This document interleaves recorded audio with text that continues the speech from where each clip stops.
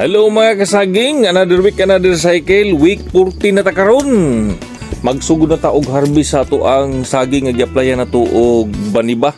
Karong si manaha, nanay ma-harvest nga duha ka bulig sa ato ang gamitan og baniba kining ato ang granine. Dali atong taging mao na niya ang ato ang granine og magsugod na ta og harvest karong si manaha. Mao niya ang hitsura puros na bunga.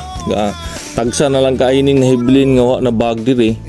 Muni ang ato ang ana tay magkuan karon 10 weeks 9 weeks yung tanaw na rin itong gisian para makita mao na niyang hitsura sa to ang saging nga pwede na siya di pa karon siya man mga buhibis pa pwede na nato ni harbison sugda na nato ni harvest ang ato ang i-applyan og baniba kaduhagin nato ni na-applyan.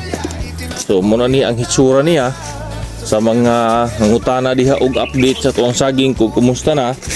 Kalau si Ginoo katupag yung isa ka buok ang para mahinggawas super sa kini nga standing niya karon. So kung gusto ka musuroy sa tuang sagingan, welcome diri para diri. Tapi sa wana bagday Suruya lang ko diri sa Purok 19 Pedro Road 4. Tumoy lang gid siya pangutana lang asang area ni Jogasita kay katultol na sila. Kuni ato ang sagingan ha nga sa mga gustong tanaw og update sa ato ang saging.